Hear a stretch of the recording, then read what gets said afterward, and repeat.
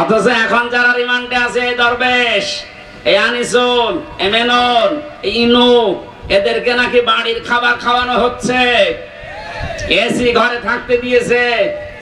কারা দায়িত্বে আছেন আমি জানি না, প্রকাশ হয়ে যাচ্ছে। কিন্তু বাংলার ছাত্র জনতা যদি একবার আবার রুখে দাঁড়ায়, চেয়ারে কিন্তু আর থাকতে পারবেন না। জালেমরা যা করেছিল, কোরআন যেহেতু জানিয়েছে, ওয়াইনা কাবতুম ফাকিবু বিমিসলি মা উকিবতুম বি, যতটুকু তোমার সাথে করেছে অতটুকু করো। অন্তত আমরা অতটুকু চাচ্ছি। বেশি করার দরকার নেই। 11 ঘন্টা টাঙিয়ে রাখেন শয়তানদের। ব্যারিস্টার আরমানের মতো 8 বছর মাটির নিচে আয়না ঘরে একটু আটকিয়ে রাখেন, খেলা বুঝবে যে কারে কয় দুনিয়া। আবার স্ট্যাটাস দেয়, কি করেছি আমার কুকুরের মতো দাঁড়িয়ে দিল। কি করেছেন টের পাচ্ছেন না? এদিকে আসেন, চট করে ঢুকে পড়বো। আসেন, চট করে ঢুকে পড়াচ্ছে। সারা বাংলাদেশের 18 কোটি মানুষ যদি আপনাকে মাফ করে দেয়, ব্যারিস্টার আরমানের বউ আপনাকে মাফ করবে না। আয়না ঘরের সাথে যারাই জড়িত, একটারও কোনো ক্ষমা নেই। কারণ এগুলো মানুষ না, এগুলো কুলাঙ্গার আর জানোয়ার।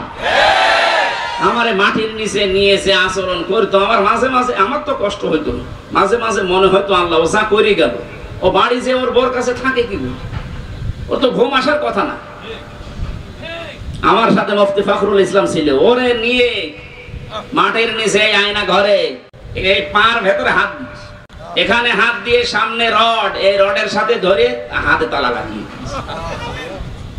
তবে 1-2 ঘন্টা 5 ঘন্টা 24 ঘন্টা তালা লাগানো, মাত্র 1.5 মিনিট সময় দিত টয়লেট করার। আর খাবার যা দিত, মাখানো খাবার, মনে হচ্ছে যে 4-5 জন মাখিয়ে এক জায়গায় রেখে দিয়েছে, পেল পারলে খা, না পারলে না খা। আপনি নবীর মিলাদ পড়তে পাগল হয়ে আছেন। নবীর এটা সিরাত না, নবীর আদর্শ না এটা। তিনি যুদ্ধবন্দীর সাথে কি করলেন, আর আপনি কারাবন্দীর সাথে, তাও তো অন্যায় ভাবে। ব্যারিস্টার আরমানকে, আমান আজমিকে, আমির হামজাকে, মামুনুল হককে যে মামলা দিয়েছেন, একটা মামলাও টিকছে।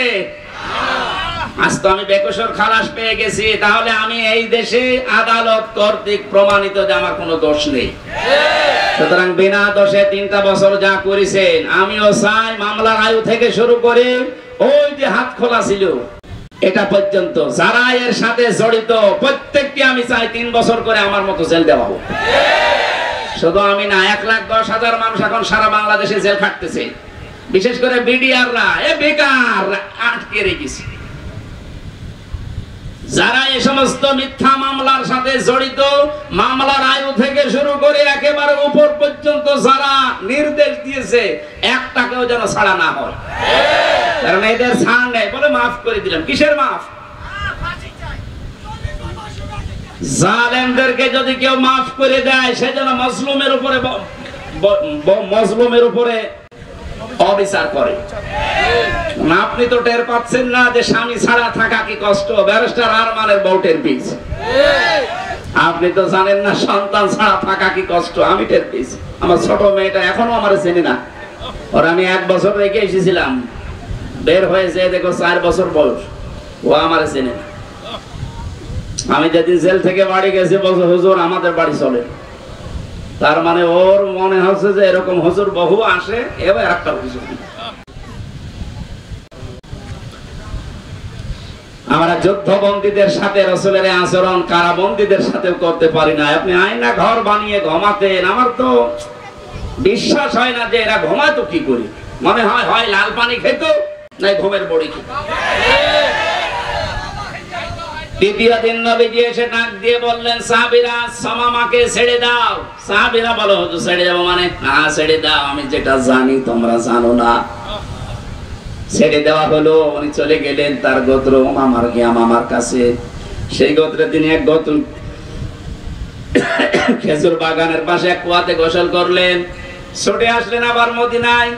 বিশ্ব নবীকে বলে, হে রাসূল, আমি চিন্তা ভাবনা করতে করতে গিয়েছিলাম, আপনার ওই আচরণ আমার মনে পড়ছিল 3 দিনে, আমি আর নিজেকে কন্ট্রোল করতে পারি না, আপনি আমারে কালেমা পড়িয়ে দেন। তিনি ওখান থেকে চলে গেলেন। ইয়ামেন থেকে গম আসতো মক্কায়, ওই গম নিয়ে মক্কার মানুষেরা ব্যবসা করে খেত। উনি বললেন ওখানে যেহেতু বহু অমুসলিম আছে, ইসলামকে তারা বিশ্বাস করে, আল্লাহর বিরুদ্ধে তারা দাঁড়িয়েছে, শিরিক করে, আমি তাদের জন্য এই গম আসা বন্ধ করে দিলাম। কারণ তিনি ধনী মানুষের সন্তান ছিলেন, তিনি লিডার ছিলেন একজন। শেষ পর্যন্ত মক্কার মানুষের খাবার দাবারই বন্ধ হয়ে গেল। এই যে মানুষের খাবার আটকে দিয়ে স্যাংশন দেয়, আমেরিকা যেটা একটা দিচ্ছে না, বিশ্ব নবীর হস্তক্ষেপে শেষ পর্যন্ত এটা আবার চালু হয়। নবীজি যুদ্ধ বন্দীদের সাথে যে আচরণ দেখিয়েছিলেন, আমরা আজ যদি বাংলাদেশে যারা বিরোধী দলে আছে এই মানুষগুলোর সাথে ওই আচরণ করতে পারতাম, প্রত্যেকে আপনার দলের লোক হয়ে যেত। আমরা পারি না। পশু পাখির সাথে নবীজি যে আচরণ করেছিলেন, একটা পশু এসে কাঁদছিল নবীর কাছে, নবীজি ভাষা বুঝতেন, সাহাবীকে ডাক দিয়ে বললেন, তোমার এই পশুটা আমার কাছে নালিশ দিয়েছি তোমার বিরুদ্ধে, কি আচরণ করেছো তার সাথে? তুমি নাকি আজকে সারাদিন তাকে খাবার দাওনি, অথচ খাবারের পরিবর্তে খালি কাজ করিয়েছো। যদি এর সাথে আচরণ করে থাকো, কিয়ামতের দিন তুমিও আল্লাহর দরবারে মামলার আসামি হবে। অন্যান্য বিশ্বে আমি যখন উন্নত বিশ্বের দিকে যখন নিজে ঘোরার জন্য গিয়েছি, দাওয়াতের জন্য গিয়েছি, ওই সমস্ত দেশে দেখতে পেয়েছি গাড়ি ঘোড়া যখন চলে, যদি রাস্তায় একটা সাপ ফানা তুলে দাঁড়ায়, কয়েকশো গাড়ি দাঁড়িয়ে গেছে, সাপটা নিরাপদে চলে যাবে, বিড়ালের বাচ্চা নিরাপদে চলে যাবে, এরপরে গাড়ি দেওয়া আরম্ভ হয়। কেন? তাদের কাজ নেই, গুরুত্বপূর্ণ কাজ সব স্টপ, যেন একটা পশুর ক্ষতি না হয়, একটা ফুল বাগান ফুলের গাছের ক্ষতি না হয়। তারা নবীর হাদিসটা মেনে চলে, যদিও নবীকে তারা বিশ্বাস করে না, কিন্তু আমরা নবীকে বিশ্বাস করার পরও তার এই আচরণ কাজ করতে পারি না। একটা বেশ্যা মহিলা শুধুমাত্র একটা পশুর সাথে ভালো আচরণ করার কারণে জান্নাত পেয়ে গেছে। একটা নামাজি মহিলা একটা বিড়ালের সাথে খারাপ আচরণ করার কারণে আল্লাহ পাক জাহান্নামী বলে ঘোষণা দিয়েছে। নবীজি শত্রুদের সাথে যে আচরণ করেছিলেন, আজ আমাদের সেই সময় এসে গেছে। বিজয়ের সময় বিশ্ব নবী মুহাম্মদ রাসূলুল্লাহ দেখেছেন, ওরা থরথর করে কাঁপছিল। নবীজি বললেন, লা তাসরিবা আলাইকুমুল ইয়াউম ইযহাবু আনতুমুত তুলাকা, যাও আজকে সবাইকে আমি মুক্ত করে দিলাম, কারো প্রতি কোনো অভিযোগ নেই। আমার মনে হয় এই দেশে জামাতে ইসলামী বাংলাদেশের কেন্দ্রীয় আমির যিনি ডাক্তার শফিকুর রহমান যেটা দেখিয়েছে 1400 বছর আগে নবীজি যেটা দেখিয়েছিল,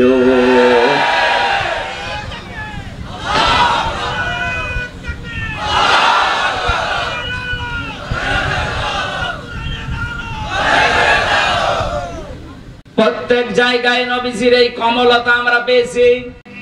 ক্ষমা চান আপনি তাদের জন্য আল্লাহর কাছে এবং নিজেও ক্ষমা করে দেন। আজ যারা দায়িত্বে আছে আহ্বান জানাবো আয়াত দিয়ে, যারা ভুল করেছে, যা ভাবাই করেছে, আজ আমরা এই আয়াত অনুযায়ী রবিউল আউয়াল মাসে তাদেরকে ক্ষমা করে দিলাম এবং তাদের জন্য ক্ষমা চাচ্ছি আল্লাহর কাছে। আর এর বাস্তব প্রমাণ দেখিয়েছেন ডাক্তার শফিকুর রহমান। যত অত্যাচার জুলুমে 15.5 বছরে করেছিলেন আল্লাহর জন্য মাফ করে দিলাম। কিন্তু যারা ভিকটিম, তারা যদি নিজেরা অত্যাচারিত হওয়ার কারণে কিছু করে, আমরা তাদেরকেও সাহায্য করব। সুতরাং জালেম যারা, বড় জালেম গুলো তো পালিয়েছে, মাথা খারাপ হয়ে গেছে, তাদের আর আসার সম্ভাবনা কোনো কিছুই নেই। কারণ আসলে এ দেশের জনগণ পিটিয়ে মেরে ফেলবে।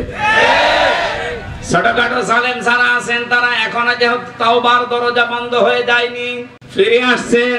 আসেন, আমার বংশেরও বহু ছোটখাটো মাঝারি জালেমেরা তাওবা করে অলরেডি পরিবর্তন হয়ে গেছে। আগস্টের 5 তারিখের ডেটটা পর্যন্ত তারাও সত্য ছিল, কিন্তু বিকাল 5টার পরে যখন সংবাদ চারিদিকে ছড়িয়েছে, আমারে কল দিয়ে বলছে, বাবাজি আমরা সব জামাতি ইসলামী। জামাতি ইসলামী মানে এতদিন যে আপনি বন্ধুকে সেকেন্ড নবী মানতেন, হঠাৎ করে পাল্টে গেলেন। সুতরাং ওরা যেহেতু পাল্টাচ্ছে, ছোট সালেম, মাঝারি সালেম, এদেশে আরো যারা আছেন আশা করছি আপনারাও পাল্টাবেন। গত পরশুদিনের রিপোর্ট পেয়েছি, এদেশে এখনো 100 জনের 14 জন মানুষ সালেমদেরকে সাপোর্ট করে। 100 জনের 28 জন মানুষ জেনারেল যে দলগুলো আছে এদেরকে সাপোর্ট করছে। 100 জনের 58 জন মানুষ এদেশে ইসলামপন্থী যারা তাদেরকে সাপোর্ট করছে।